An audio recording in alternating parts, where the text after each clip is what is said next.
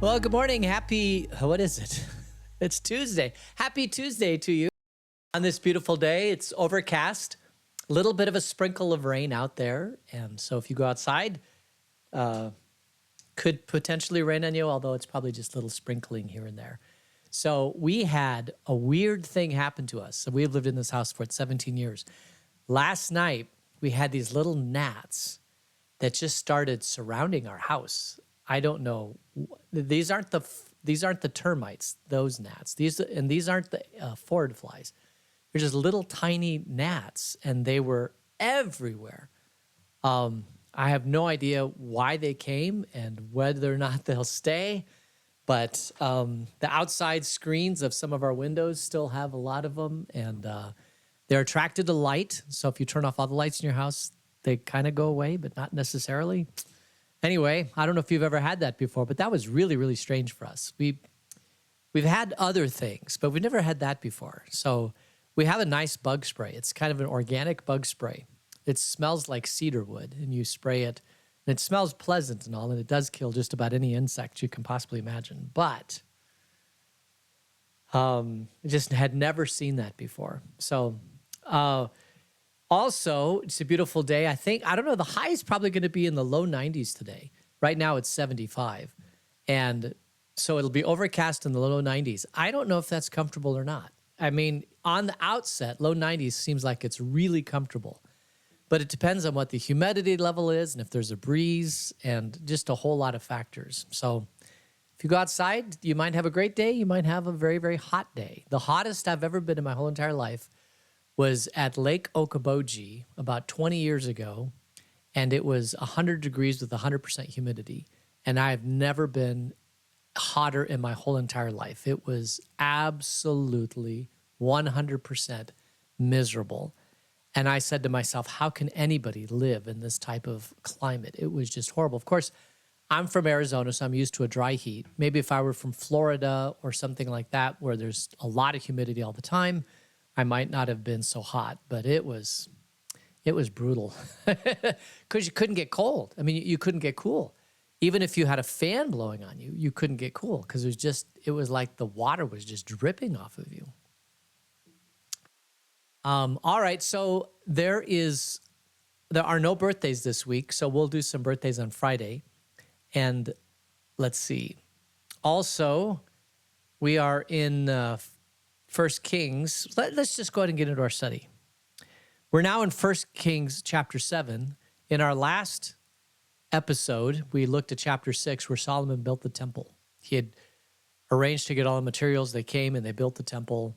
And now we're going to look at Solomon building something else. And let's just start reading. We're now in chapter 7 of First Kings. It took Solomon 13 years, however, to complete the construction of his palace. All right, we'll just stop right there.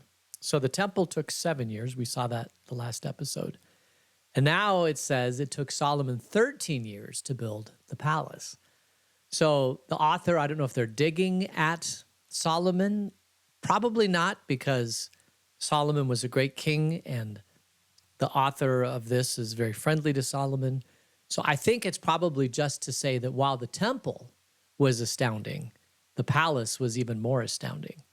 And you have to remember that the palace isn't just where he lives. Buckingham Palace isn't where just the queen lives. It can also be the administrative center of the population. So people would come to the palace to get an audience with the king. They might come to the palace to fill out forms or have discussions with officials to say, this is what we're doing, or pay taxes, or whatever it is. The palace was more than just a place for him to live, although he did live there. It was also a place for people to do the administration of Jerusalem and probably the administration of all of the northern southern kingdom of Israel. So it wouldn't surprise anybody. Only a few people go to the temple at a time, right? But the palace encompasses more uses and more things. So it's not surprising that it's a little bit bigger. All right, verse 2. He built the palace of the forest of Lebanon, 100 cubits long, 50 wide, and 30 high, with 4 rows of cedar columns supported, trimmed by cedar beams. It was roofed with cedar above the beams that rested on the columns, 45 beams, 15 to a row. Its windows were placed high in sets of 3, facing each other. All of the doorways had rectangular frames. They were in the front part in sets of 3, facing each other. So this is quite a bit of detail about what the palace looks like, how big it is. And maybe this is simply an accounting of the palace, so that future kings could say, okay, how big was Solomon's palace? I'm going to compare myself to Solomon. Mine's either going to be bigger than his or smaller than his or whatever. But it's quite a bit of detail. Remember, a cubit is 18 inches, the length of a standard forearm. So if it's 100 cubits long, it's 150 feet long, so half a football field. 50 feet wide or 75 feet wide, that's, what is a football field is about 100, so it's maybe 3/4 of a football field. And 30 feet or 30 cubits high, which would be 45 feet high. That's about the same size as the temple. So it was an impressive, massive structure, absolutely massive. Has 4 rows of cedar columns supporting the beams. So you had beams and columns. It was roofed with cedar. Remember, cedar, termites don't like cedar, bugs don't like cedar, so it's a good building material. And then roofed with cedar that rests on the columns. And there are 45 beams, 15 to a row. My goodness. So you had a row of beams and roof, and its windows placed high, and it just must have been an impressive structure. And so they built the outside of the structure first, and then if they needed rooms, they would have built those inside the structure. But you got to get the structure first so that people have a place to shade from the elements, and then you can go into the palace and do different types of things. We kind of do the same thing today. We obviously build the external structure, and then you go in and you build the rooms, and you can actually take out those rooms. If you do commercial real estate, you probably do this all the time, where you go in and you reconfigure a commercial space, have an architect design it, and you rip out the interior walls and put in new interior walls. And that lasts for the term of the lease. And then when the lease is up, if somebody else wants to move a wall or whatever, it can be taken down and put up, and pretty much similar. And it's pretty interesting that what we do today is what Solomon would have done back then. Absolutely amazing. Because the hardest part is getting the structure down. The internal walls are not that hard. Those can be built in a day, and they're not that expensive. I remember years ago when I was involved in this kind of stuff in a more detailed way, it was like $25 a square foot to do an interior remodel of an office space. It's probably $100 a square foot now, but that was what the cost was. All right, verse 6. He made a colonnade 50 cubits long and 30 wide. In front of it was a portico, and in front of that were pillars with an overhanging roof. So he has a colonnade, and then he has a portico, and then he's got an overhanging roof, which is nice to be outside. He built the throne hall, the hall of justice, where he was to judge, and he covered it with cedar from floor to ceiling, and the palace in which he was to live, set farther back, was similar in design. Solomon also made a palace like this hall for Pharaoh's daughter, whom he had married. So remember, he had married Pharaoh's daughter, Egypt, to the west, so that they could have an alliance with Egypt. And that was always done for political purposes, although she may have been very beautiful, likely very beautiful. And this is Pharaoh. So he's now got an alliance with Pharaoh, which is interesting because the Israelites left Pharaoh in a lurch and killed his firstborn son previously. But now that the nation of Israel is firmly established and they're good neighbors, now the Egyptians and the Israelis are getting along. And I wish maybe that was how we could solve all these problems today, is if they just intermarry. I don't know. God's not happy that he intermarried, but it does solve a little bit of a political problem. Verse 7, he built the throne hall, the hall of justice. The Pharaoh's daughter. Verse 9, All of these structures, from the outside to the great courtyard, from the foundation to the eaves, were made of blocks of high-grade stone, cut to size and smoothed on their inner and outer faces.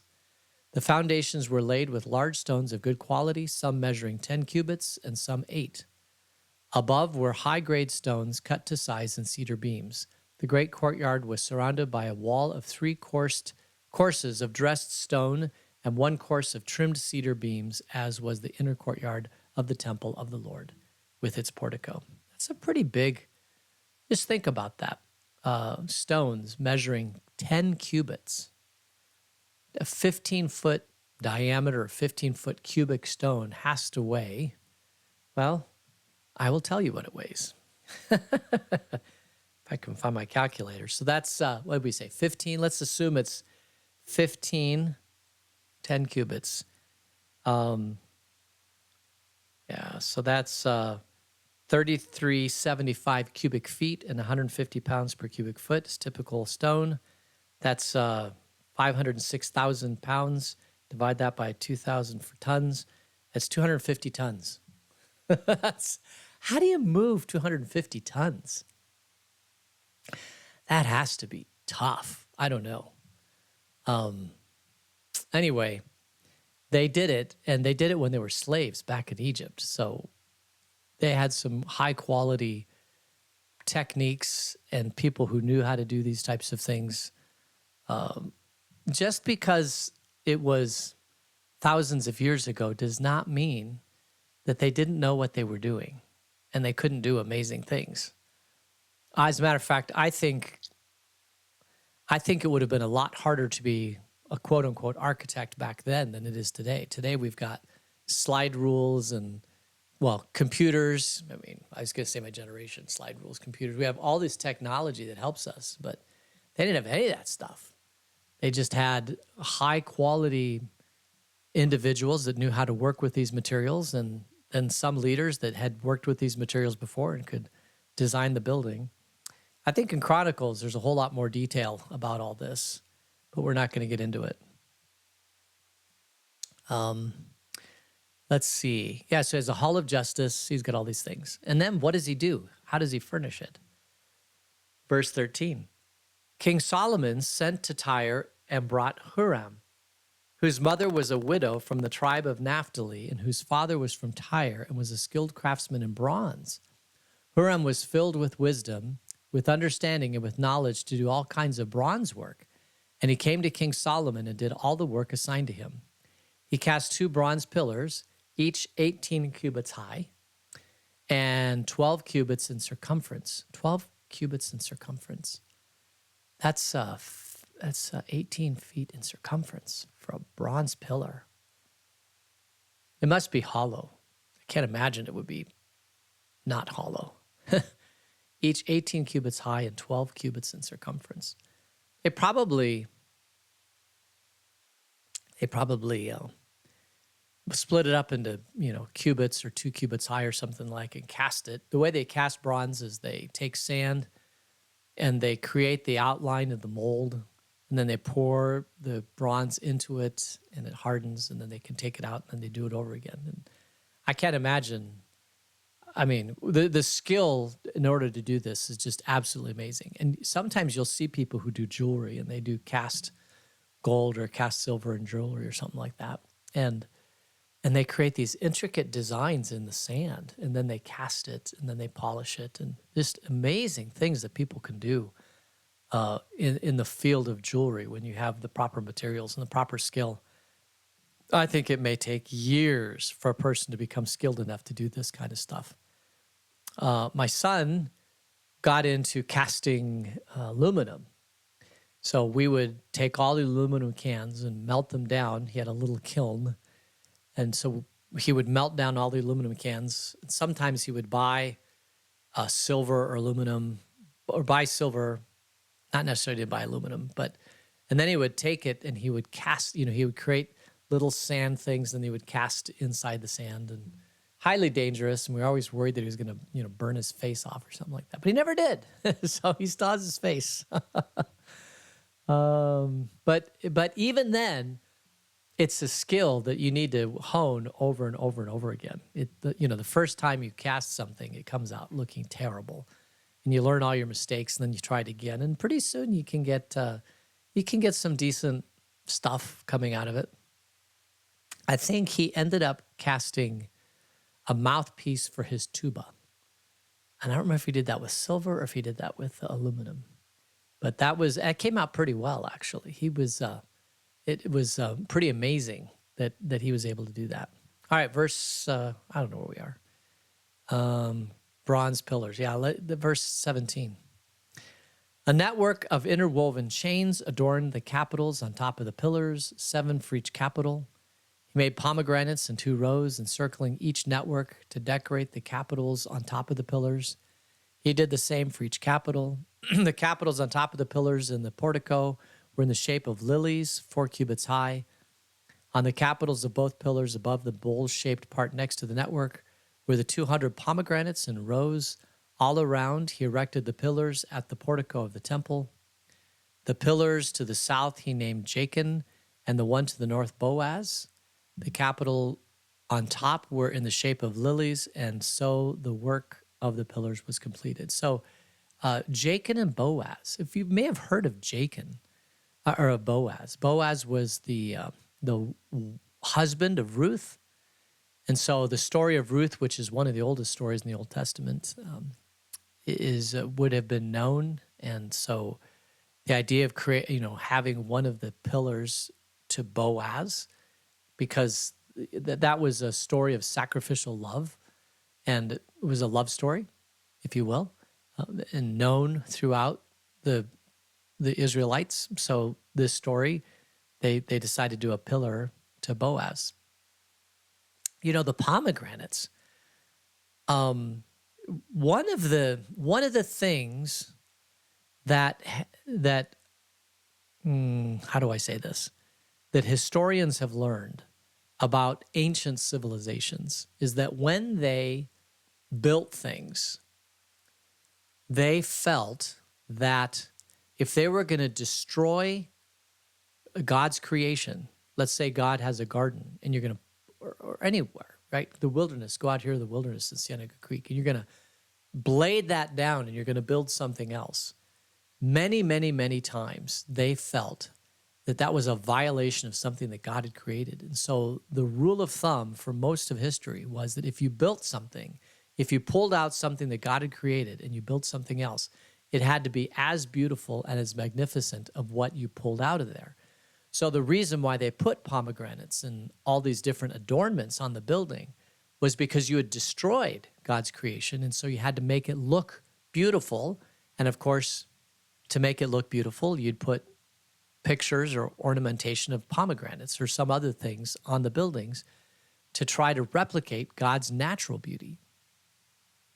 In Roman architecture, this was very profound, and they felt, if you look at some of the old Roman architecture from the early part of Rome, you would find just absolutely amazing structures, because they really, really did have this strong sense that if you're going to take God's creation out, you have to put something that's even more spectacular than God's creation in its place. And so that's why you get some of these beautiful structures. And then you might even create a garden, and the garden is supposed to be more beautiful than what it replaced. And so you'd have these beautiful gardens. And what is it? The Hanging Gardens was one of the 7 wonders of the ancient world or something like that. We don't do that today. We don't build things that are so spectacular that they're more beautiful than God's natural creation. And I think that's one of the reasons why a lot of marriages that happen today. So I've done, 50 weddings. And of those weddings, a very, very tiny portion, maybe 2 or 3, have been weddings that have been inside a structure. Because most of our structures that exist today just aren't that beautiful. And so the brides have chosen to go outside where there's that natural air of beauty, the ceiling of the sky and the flowers and courtyards and things like that. If you go to Saguaro Buttes, which is a wedding venue here, you sit in rows of chairs and you've got the altar where they do the wedding at the front of where the people sit. And then in the background is Saguaro National Park. And it is stunningly beautiful because Saguaro National Park has got saguaros and green trees, and it's just got a natural beauty that is really, really stunning and spectacular. If you're next to the ocean, you get the ocean view. That's stunning and spectacular. What we have here, we don't have ocean views, but we have mountain views, and that's stunning and spectacular. And so being able to be outside and just see the beauty of that is just a reflection of God's incredible design. And to think that you're going to take that away and go inside a building, that building has to be pretty spectacular to give the same emotional response. And in history, we did build churches or cathedrals or things like that were absolutely stunningly spectacular, like Solomon's Palace here. But we don't. It's more utilitarian now. At least we're not Russia, where they just came in and built concrete buildings with very few windows. And that's what people lived in because it was the cheapest way to construct and get people into a place to live rather cheaply. This happens in socialist societies. You try to do as much as you can with as little amount of money as possible, and without any regards to the sense of beauty or whatever, in my opinion. All right. So, yeah, the pillars of the work was completed. We'll go to verse 23. He made the sea of cast metal, circular in shape, measuring 10 cubits from rim to rim and 5 cubits high. It took a line of 30 cubits to measure around it. Below the rim, gourds encircled it, 10 to a cubit. The gourds were cast in 2 rows in one piece with the sea. The sea stood on 12 bulls, 3 facing north, 3 facing west, 3 facing south, and 3 facing east. The sea rested on top of them, and their hindquarters were toward the center. It was a handbreadth in thickness, and its rim was like the rim of a cup, like a lily blossom. It held 2,000 baths. My goodness, that must have been impressive. This sea. I wonder if I can get a picture of Solomon's Sea. Solomon's Sea. Not seal. Autocorrect.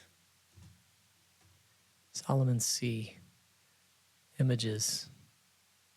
Yeah. Maybe that would do it. We'll visit that page. It kind of looks like the Molten Sea illustrated from Holman's Bible of 1890. So it's huge. I mean, this thing is huge. It's made of cast metal. It kind of looks like the oxen that held there was a basin that the priests washed in the temple, and it had 12 oxen around it. And this is very similar. It's the Molten Sea. Having a place to store water was a very wise thing to do because sometimes you got into drought. And so having just water available was a good protection against future things in the temple and in the palace. And so this is not unsurprising, but it must have been huge. Does it say how big a sea is? Let's go back to that. 10 cubits from rim to rim and 5 cubits high. So that's 15 foot and 7.5 foot. So it's basically the size of a modern day swimming pool, basically. So you're probably talking about 20,000 or 30,000 gallons of water. And you have to remember, although you have Hezekiah's tunnel, which could bring water into the city of Jerusalem, if you don't have something like that, bringing water to a location, how do you bring 20,000 gallons of water into this basin? Well, you get slaves or people, and they have pots, and they go down to the river, and they pick up the water, and they bring it back. I mean,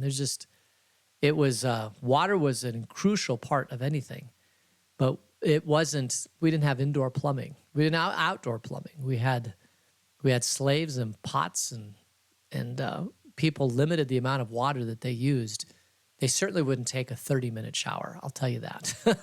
They probably wouldn't take a shower. If they wanted to get clean, they'd go down to the river and clean. It definitely would not, unless you were very, very, very, very wealthy, like a king or a queen, you certainly wouldn't take a bath in your palace. I mean, in your home. It just was unheard of because every drop of water meant a lot of work. All right, so we'll leave it there.